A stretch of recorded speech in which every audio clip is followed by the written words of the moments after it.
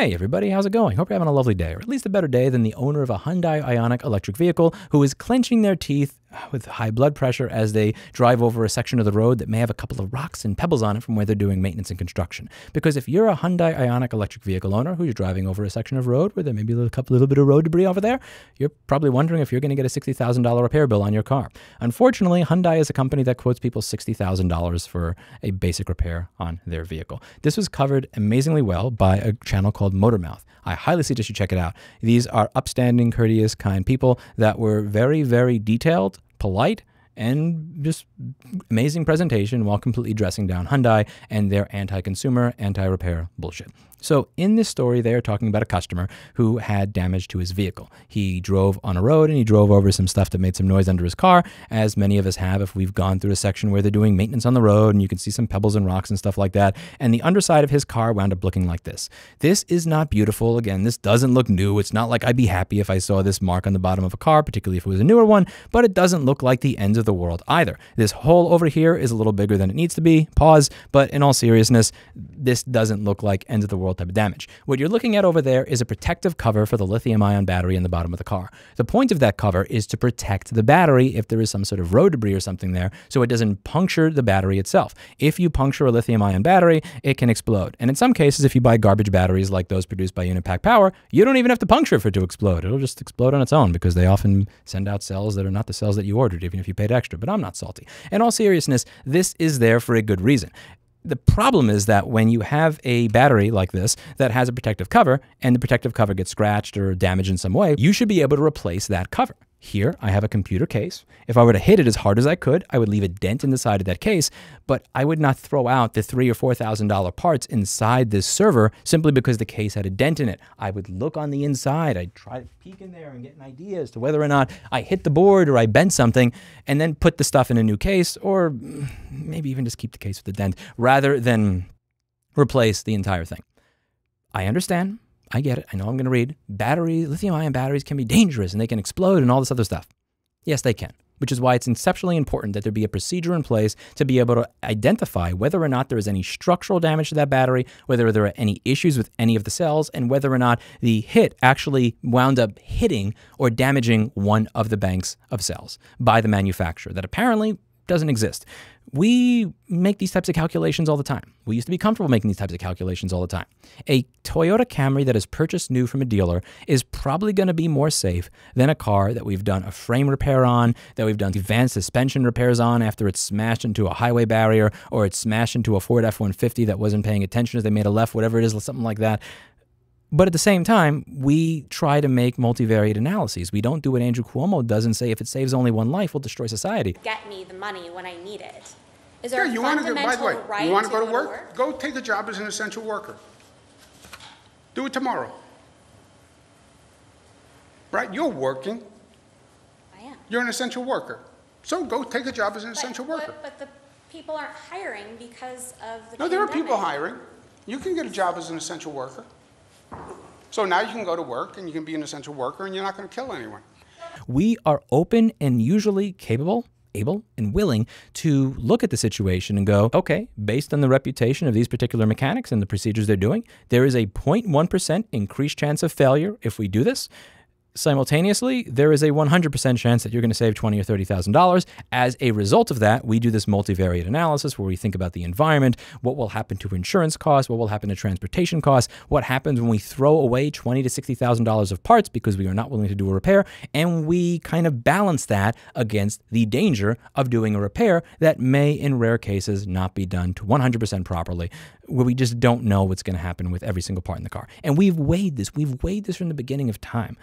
If we didn't weigh these things, we would be driving cars that were essentially tanks where nobody was ever wounded in an accident because you had a giant barrier in the back of it. We don't do that because we have to make these trade-offs, and we make these trade-offs on a regular basis. They're not new.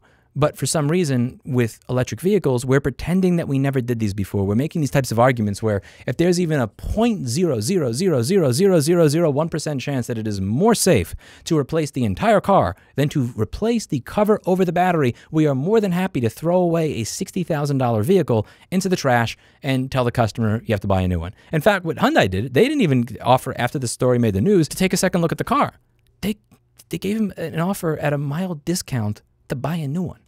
As if you are going to buy another $60,000 car when you got a $60,000 repair bill for going over some pebbles in the road.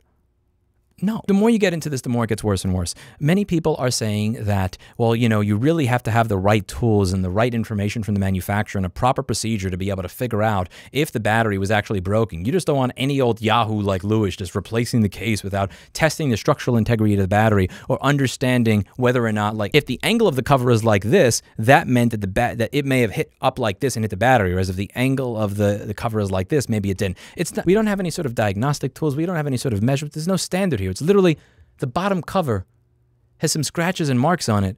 We are going to total the vehicle. People that'll make the argument that you need to have proper training and tools and everything else, and the proper diagnostic procedure to be able to know whether or not that battery is fit to be reused. Who better to do this than the fucking dealer? The argument has been, don't go to these filthy, disgusting, shade tree, mechanic, garbage, beard business, third-party repair people because they don't have the tools or the knowledge or the training or the standard certification to be able to restore our precious electronics to their OEM condition. Guess what? Neither does the dealer. They don't care to. They don't have any of what is necessary to see whether or not what happened to this car was a 2,000-pound boulder was smashed into the battery or whether it was a pebble. There's no procedure there. There is a mark on this thing. I guess we have to replace it. This hole is bigger than it's supposed to be. Pause. I guess we have to replace it.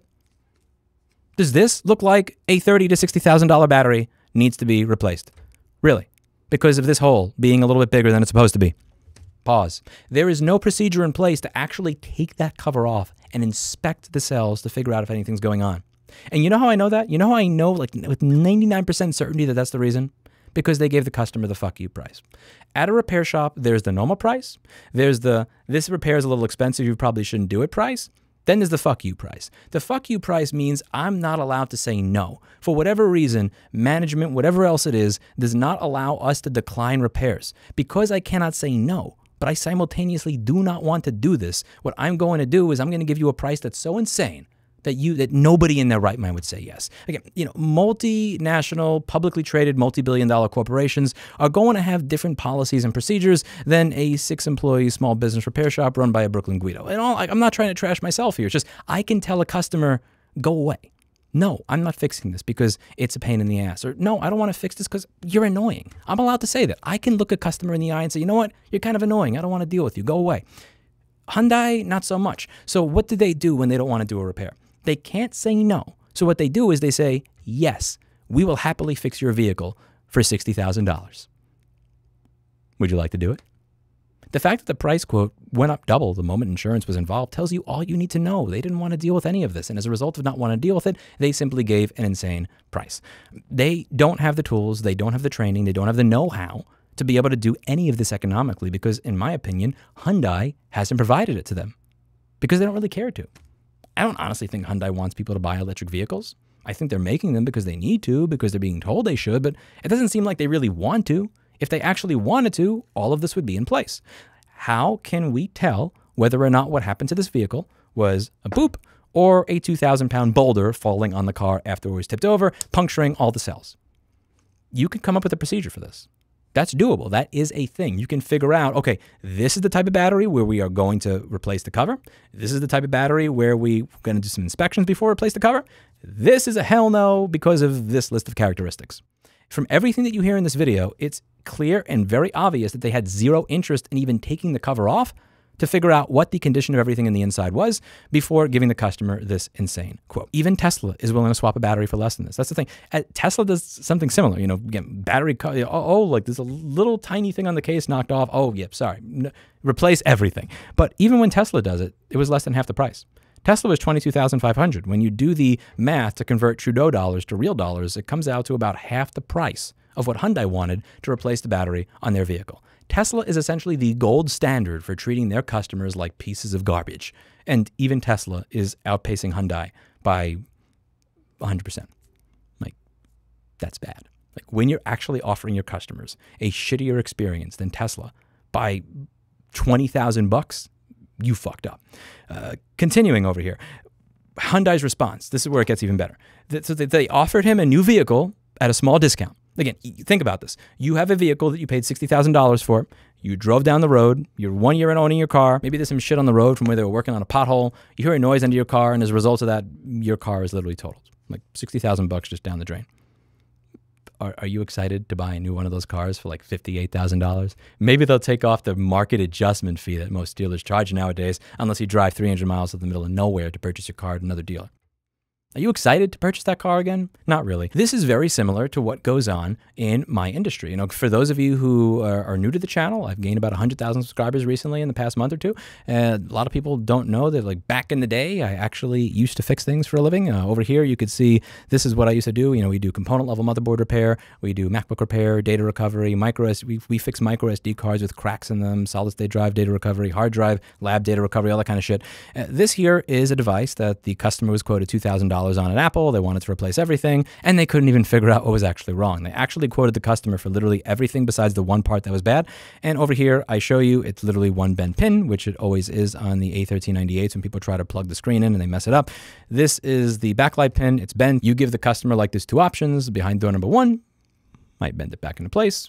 No charge. They usually leave a tip. They're happy. They tell all their friends. Behind door number two, if you want something with more structural integrity, I can replace the cable for $75 to $150. Apple wanted $2,000 for that because they had no interest whatsoever in figuring out what the actual problem was, and they have no tools and no training to actually figure out what it is. In spite of the fact that they're always accusing us of having no tools or training, they're the ones that not only couldn't fix the problem, they couldn't even identify what it is. They wanted this customer to pay $2,000 to fix a $1,300 computer.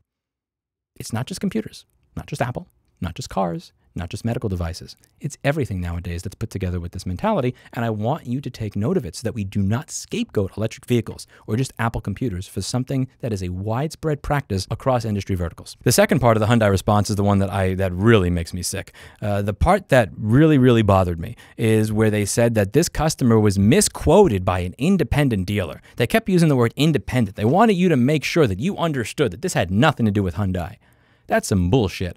I did a video about 7 years ago. It was inspired by one of my best friends. His name is Dino, and he was this very large, intimidating criminal from Louisiana that it was one of the most unlikely friendships that we had at this recording studio in Midtown Manhattan. I would just sit there in my Dockers and my polo shirt fixing electronics, and he would sit there, recalling stories of random robberies and shit, and just insane life that he had lived. And like one of the things that he had said that always stuck with me was, if you're going to be the bitch, be the whole bitch. Ain't no half bitch here. What he was saying is that you should own yourself and you should own what you do. And what Hyundai is doing here, what most car manufacturers do, is they will spend millions of dollars on fear campaigns when right to repair goes in the ballot, because they want you to know that you should only go to the dealers. The dealers are the only people that you should trust. But then one of their authorized dealers fucks something up. You know, the people that they allow to plaster their logo all across their marketing materials on the front of their building does something to humiliate them. Oh, that's an independent. That's an independent. Yeah, those people. Yeah, you don't. Oh, yeah, you got to misquote it because you went to some independent. Yeah, don't worry about that. No, that's not how this works. If you're gonna be the bitch, be the whole bitch.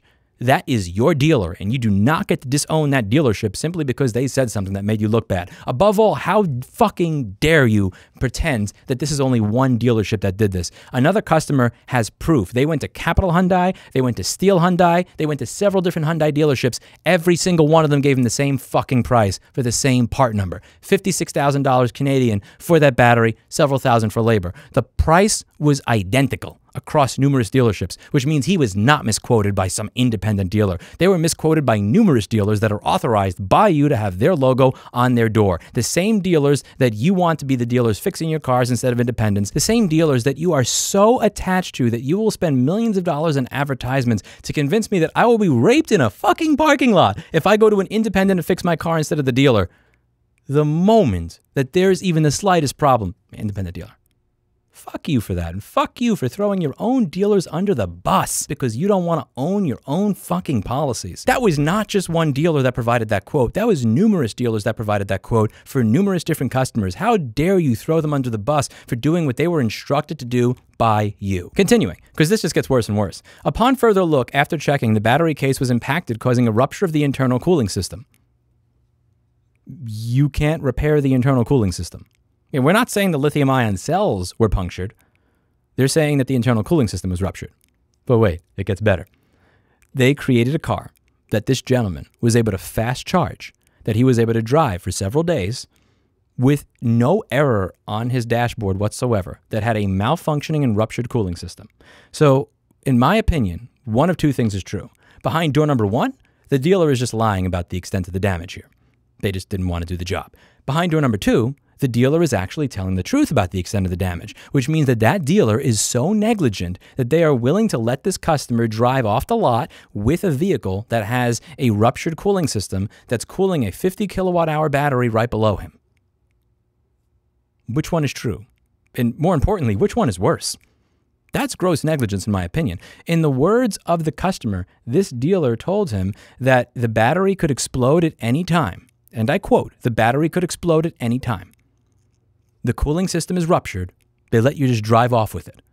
But again, it gets better and better and better. You know how everything is connected nowadays? You know how there's an application for everything? I have an application for my fucking fridge, my microwave, my toothbrush, my car, because supposedly that's going to make everything better. Not only does this car have a bullshit app and an internet connection like every other fucking device in my life that I don't want to have an internet connection, it doesn't benefit me. The car has diagnostics that you can access via the application, and it pushes it to you once a month. And as you can see over here on the MotorMouth channel, where they took screenshots of the customer's application, you'll notice that it says no action required, and it has a green check mark next to every single thing inside of that application. So not only was there no error displayed on the dashboard, there was no error displayed in the application. So either again, A, there's no problem with the cooling system.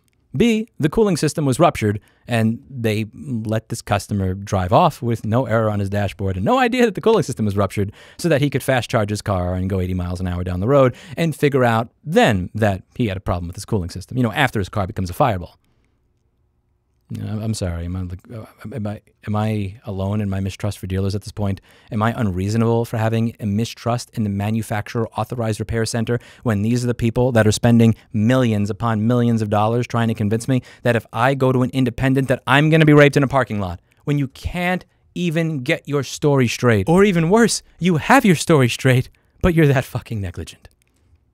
Earlier in the year, I did a video where I talked about the fact that Hyundai was marketing based on not making things in their car a paid subscription. And I thought that was a cool thing, and I thought they deserved a shout out for it. And one of the unfortunate parts on this channel, one of the negative things on this channel, is that almost every time I praise a company for doing the right thing, I have to do a retraction video several months later because of shit like this. Why, this is a common criticism. Like, why is this channel so negative? Why is it always talking about bad things all the time? My commentary is on repairability and the ability to say that you own what you bought and paid for. I would like nothing more than to come on this channel and say that this company that used to make unfixable devices has now made the devices more fixable in a real tangible way. I want to come out and say, this is the electric vehicle manufacturer that has a device that is already being mass manufactured and produced, that is of high quality, that meets all of NHTSA standards, that simultaneously, when there's a little nick on the bottom battery cover, they just replace it for you rather than give you a $60,000 bill. I would like nothing more than to report good news. It is unfortunate that in my particular vertical that I have been talking about on this channel for about 11 or 12 years now, independent repair, from the perspective of an independent repair shop owner, there just ain't that much good news. I'd like there to be good news. I'd like people that watch this channel to kind of get involved, be a little bit more active. Maybe if you work at one of these companies, say, hey, what the fuck are we doing? Well, I don't want to work at a company that does this bullshit. I'd like to try and actually change stuff. I'd like to be able to have the people that watch this stuff that maybe work at these companies go, hey, I know I only work in data science here, but like, can you explain to me why we're doing shit like this? Because this doesn't really seem to make sense. And I'm not really proud of the company I work at. It would be great if hundreds or thousands of people at these companies actually kind of started speaking up against this. It would be nice to introduce this back into the culture again. And it is my fervent hope that by covering this on a regular basis and going over the reality, which is not always very nice, I'd like to plant some seeds for trees that I may never actually live to enjoy the shade of. And that's okay with me. It may take 40 or 70 years to reverse this. I don't know, but I'd like to start getting the ball rolling. And it gets the ball rolling by pointing out the bullshit every single time we see it and making sure that it is not scapegoated on one company or one industry. If you just blame Apple or you just blame electric vehicles, you're missing the point. Cell phones, laptops, vehicles, like literally you name it. It is unrepairable, closed box, cloud-connected bullshit that you don't have access to. And I'd like to see it change. Let me know what you think in the comments down below. That's it for today. And as always, I hope you learned something. I'll see you all in the next video. Bye now. What I have on my desk over here, the server I've been punching, by the way, this is for my new setup. I've been accumulating a bunch of garbage since I've been moving, and I really haven't been setting up stuff properly. So in my closet, I have a NAS, I have a free PBX computer, I have some like Nextcloud server. I don't even know if it's Nextcloud or something else. I have a computer that I use for streaming the koi fish pond in my backyard. I have so many different devices, it drives me insane. So what I'm doing over here is I'm trying to like essentially take like the 6 or 7 machines in my closet and condense it to 2. Here I have a little mini PC.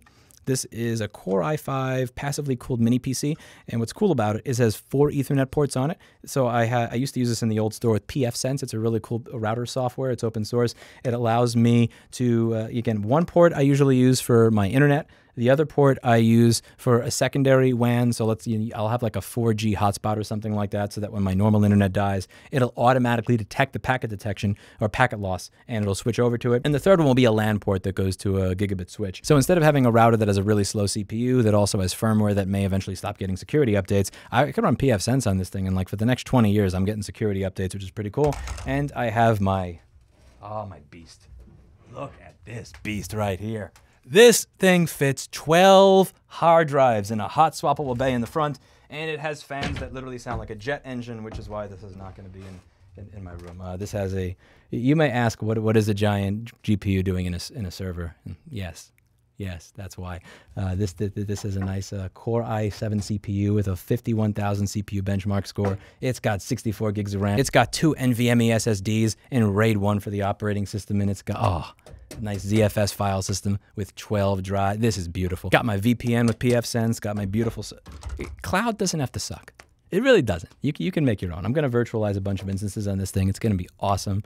I'm excited. As you can see, you know, since 2004, every time I've built a computer, 100% of the times I built a computer, I lose blood in the damn IO shield. I always tell myself, this is the time I'm not going to be a fucking moron and cut myself on the IO shield. Cut myself in the damn IO shield. Without fail, every single build. But next one will be different. Anyway, that's it for today. And as always, I hope you learned something. I'll see you all in the next video. Bye now.